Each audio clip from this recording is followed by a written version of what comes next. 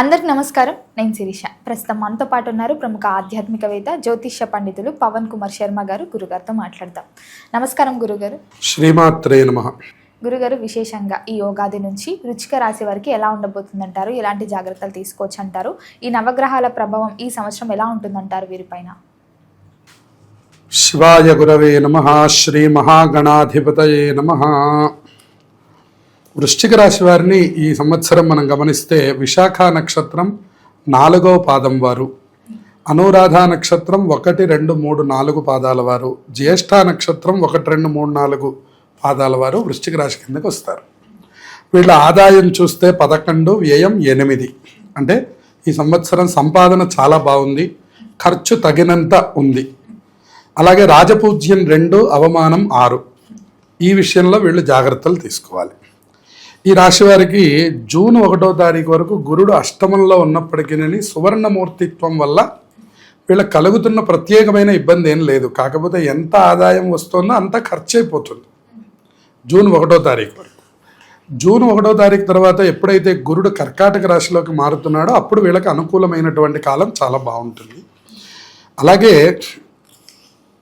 రాహుకేతువులు కూడా అనుకున్నంత శుభ ఫలితాలని ఇవ్వడం లేదు. 5వ స్థానంలో రాహు ఉన్నాడు, 11వ స్థానంలో కేతు ఉన్నాడు.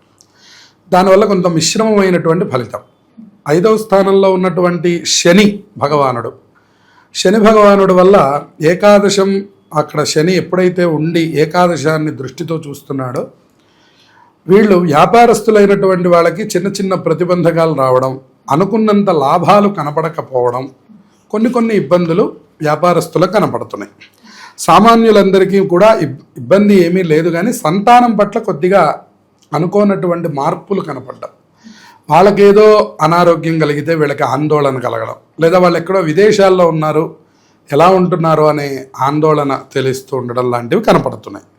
సంవత్సర ప్రారంభ కాలంలో గురుడి అష్టమ స్థాన స్థితి కొద్దిగా ఆరోగ్య పరిస్థితులు కూడా కొద్దిగా సామాన్యంగా ఉండే పరిస్థితులే కనపడుతున్నాయి. విశేషంగా తలనొప్పి, మెడనరాల నొప్పులు, ఉదర సంబంధమైనటువంటి ఇబ్బందులు ప్రధానంగా కనపడుతున్నాయి. జాగ్రత్తలు తీసుకోవాలి. ఆర్థిక పరిస్థితి మాత్రం చక్కటి ధనవృద్ధి కనపడుతుంది. అంటే గురు భగవానుడి యొక్క దృష్టి ఎప్పుడైతే ద్వితీయ స్థానం మీద ఉందో దానివల్ల దివ్యమైనటువంటి ధనలాభం సూచిస్తూ ఉన్నది. కాకపోతే నిలబడట్లేదు అనేటటువంటిది వీళ్ళకు ఉన్నటువంటి కంప్లైంట్.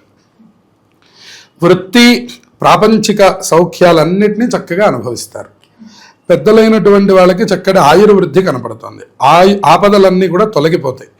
గురుడు భాగ్యస్థానంలో ఉచ్చస్థితిలో ఉండడం వల్ల అన్ని రంగాల వాళ్ళు పురోభివృద్ధిని చెందుతారు. గురుడి మార్పు చాలా మంచి విషయంగా సూచిస్తుంది. అందరూ ఉన్నత విద్యలలో రాణిస్తారు.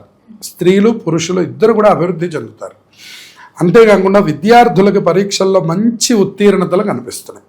జూన్ తర్వాత మీరు ఏ పరీక్ష రాసినప్పటికి కూడాను ఉచ్చస్థితిలో ఉన్నటువంటి దృష్టి వృశ్చిక రాశి వారి మీద ఉంది. దానివల్ల వీళ్ళకి అన్ని రకాలుగా అభివృద్ధి కనపడుతోంది.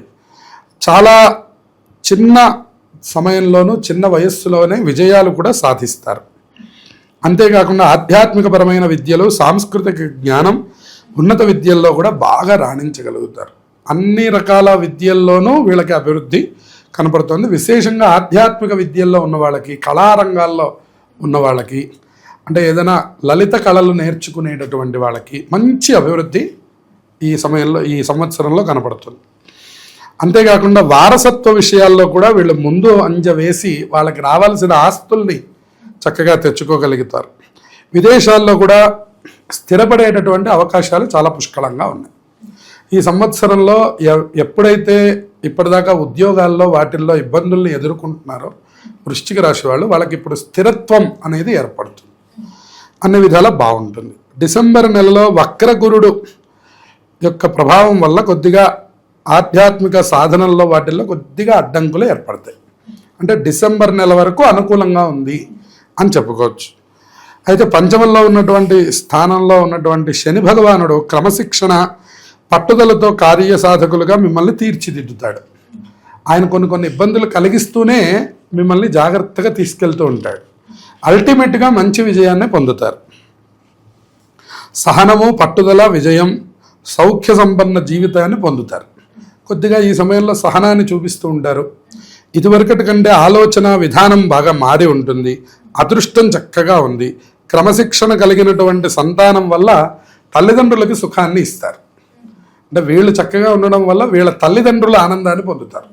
వృశ్చిక రాశి వారి తల్లిదండ్రులకి ఆనందాన్ని కలిగిస్తారు. తోబుట్టువులు కూడా వీళ్ళతో మంచిగా ఉండడం అనేటటువంటిది కనపడుతుంది. తల్లి ఆరోగ్యం చక్కగా మెరుగుపడుతుంది. ఎవరైతే తల్లిదండ్రులు అనారోగ్యంతో ఇబ్బంది పడుతున్నారో వాళ్ళ నిమిత్తం వీళ్ళు డబ్బు ఖర్చు చేస్తున్నారో అవన్నీ ఒక కొలిక్కి వస్తాయి, ఆనందాన్ని కలిగిస్తాయి. క్రీడలు, విద్య మరియు పరిశోధనల రంగంలో ఉన్నటువంటి వాళ్ళు చక్కగా రాణిస్తారు. స్టాక్ మార్కెట్ పెట్టుబడులు ప్రస్తుతం కలిసి రావట్లేదు అనే విషయాన్ని బాగా గమనించండి. ఎవరైతే స్టాక్ మార్కెట్లో వాటిల్లో ఇన్వెస్ట్ చేస్తున్నారో వాళ్ళకి అంత అనుకూలం కాదు. విద్యార్థులు ఇంకొంచెం ఏకాగ్రతను పెంచుకొని కనుక చదువుకున్నట్లయితే మంచి విజయాలని సాధించబోతున్నారు. అలాగే రైతులకు పంట చక్కగా కలిసి వస్తుంది. వ్యవసాయము అనుబంధమైనటువంటి పరిశ్రమ వాళ్ళందరికీ కూడాను బాగుంది. యాంత్రిక పరిశ్రమ వాళ్ళకు కూడా ఆదాయ మార్గాలు పెరుగుతాయి. అలాగే సభలో స్వతంత్ర వృత్తులు చేసుకునేటటువంటి వాళ్ళకి, ఉదాహరణకి డాక్టర్లు స్వతంత్రంగా వాళ్ళు ఆ వృత్తిని క్రియేట్ చేసుకునేటటువంటి వాళ్ళందరికీ కూడా వాళ్ళకి గౌరవము, హోదా పెరుగుతాయి. దూర ప్రాంతాలలో అభిమానులను కలుస్తారు. ఉద్యోగులకు ప్రమోషన్ వస్తుంది. అధికారుల యొక్క అండదండలు లభిస్తాయి. జీతం పెరుగుతుంది. ఉద్యోగాల్లో చాలా బాగుంది. సహకారాలు అందుతాయి తోటి వాళ్ళ దగ్గర నుంచి. అలాగే కొత్త ఉద్యోగ అవకాశాలు కూడా లభిస్తాయి. ఎవరికి ఉద్యోగాలు లేవో వాళ్ళకి అనుకూలంగా ఉంది. 26 డిసెంబర్ నుంచి సైనిక, రాజకీయ, ఎలక్ట్రిక్ రంగంలో ఉన్న ఇంజనీర్లు, సాంకేతిక రంగాల వాళ్ళందరికీ కూడా డిసెంబర్ తర్వాత ప్రమోషన్లు వస్తాయి. ప్రస్తుతం జీతం పెరుగుతుంది. అక్టోబర్, నవంబర్ సమయాల్లో మీకు పదవి కూడా ఉన్నతిగా రావడానికి, ప్రమోషన్లు ఇవ్వడానికి కూడా ఇష్టపడతారు. సాంకేతిక రంగాల వాళ్ళకు కూడా చాలా బాగుంది. సామాజిక మాధ్యమాల్లో, మీడియా రంగంలో పనిచేస్తున్న వాళ్ళకు కూడా అభివృద్ధిగా ఉంది. దూర ప్రాంతాల్లో నివాసం ఉండవలసిన పరిస్థితి కనపడుతుంది. ఎప్పుడైతే డిసెంబర్ తర్వాత ఉన్నటువంటి కాలం, జూలై 26 తర్వాత నుంచి డిసెంబర్ వరకు ఉన్నటువంటి కాలం అనుకూలమైతే, డిసెంబర్ తర్వాత నుంచి ఉండే కాలం మాత్రం కొద్దిగా ఇబ్బందుల్ని కలుగజేస్తుంది. ప్రత్యేకించి అనారోగ్య సమస్యలు, ఆర్థికంగా కొంచెం డబ్బు ఎక్కువ ఖర్చు అవడం, సంవత్సరం చివరి భాగంలో కొద్దిగా ఇబ్బందులు కనపడుతున్నాయి. కాబట్టి ఈ విధంగా ఈ రాశి వారికి మనం ఫలితాలు చెప్పు. గురుగారు, ఎవరైతే విదేశాలకు వెళ్ళాలి, అక్కడ చదువుకోవాలి, లేకపోతే సెటిల్ అవ్వాలి ఫ్యామిలీతో అనుకునే వారికి ఈ ఏడాది ఇది చాలా మంచి కాలం. విదేశాల వారికి కలిసి వస్తుందంట. ఇప్పుడు వెళ్ళేటటువంటి వాళ్ళందరికీ కూడా మంచి సెటిల్మెంట్ అనేటటువంటిది ఏర్పడుతుంది. సహజంగా అక్కడున్న వాళ్ళకు కూడా లేని ఉద్యోగాలు వచ్చే అవకాశాలు పూర్తిగా ఉన్నాయి. రాహుకేతువుల మార్పు వల్ల వీళ్ళకి మంచి మంచి శుభయోగాలు కలగబోతున్నాయి. అర్ధాష్టమ రాహుదోషం ఒక్కటే కనపడుతుంది. కొంచెం దుర్గాదేవి ఆలయంలో ప్రతి మంగళవారం కుంకుమార్చన చేయించండి. సమస్త శుభాలు విదేశాల వాళ్ళకి కలుగుతాయి. ఒకవేళ పిల్లలు అక్కడ విదేశాల్లో ఉంటే తల్లిదండ్రులు ఇక్కడ మంగళవారం అర్చన చేయించండి. వాళ్ళకి మంచి శుభయోగాలు కలుగుతాయి. వాళ్ళ పేరు మీద ఇక్కడ తల్లిదండ్రులు చేయించవచ్చు. మరి కుటుంబ వాతావరణం ఎలా ఉంటుందంటారు? కుటుంబ వాతావరణం అనుకూలంగానే ఉంది. ఈ సంవత్సరంలో మొదలుపెట్టిన ఏ కార్యమైనా విజయం వైపుకే వెళుతుంది. అలాగే వాళ్ళు అనుకున్న కార్యాలన్నీ చక్కగా పూర్తి చేసుకోగలుగుతారు. మరి రైతులకు ఎలా ఉంటుందంటారు ఈ ఏడాది? రైతులకి చక్కగా పంట కలిసి వచ్చేటటువంటి కాలం కనపడుతున్నది. మరి వాళ్ళకి ఎక్కడ నష్టం కనపడడం లేదు. అన్ని పంటలు కూడా అభివృద్ధిగానే కనపడదు. కలిసి వచ్చే రోజులు ఏంటంటారు? ప్రధానంగా వీళ్ళకి సోమ, గురు, మంగళవారాలు బాగా కలిసి వస్తాయి. సోమవారం, మంగళవారం, గురువారం ఏ పని చేసినా కూడా శుభయోగాలే కనపడుతున్నాయి. మరి వీరికి అదృష్ట సంఖ్య ఏంటంటారు? వీళ్ళకి అదృష్ట సంఖ్య 9గా ఈ సంవత్సరం చూపిస్తుంది. 9తో ప్రారంభించిన, 9తో ముగించిన, 9 అనేటటువంటి సంఖ్య వచ్చేటట్టుగా ఏ నెంబర్ని పూర్తి చేసినా వీళ్ళకి సమస్త శుభాలు కూడా కలుగుతాయి. గురుగారు, ఎవరైతే కొత్తగా బిజినెస్ స్టార్ట్ చేస్తున్నాం, మేము కొత్తగా పెట్టుబడి పెడుతున్నాం మా బిజినెస్ మీద అనుకునే వారికి, ఈ వృశ్చిక రాశి వారికి ఏ వ్యాపారంలో కలిసి వస్తుందంటారు? ప్రధానంగా వృశ్చిక రాశి వారి యొక్క విధానం చూస్తే వీళ్ళు అడ్మినిస్ట్రేషన్ రంగాల్లో బాగా అభివృద్ధిగా రాణిస్తారు.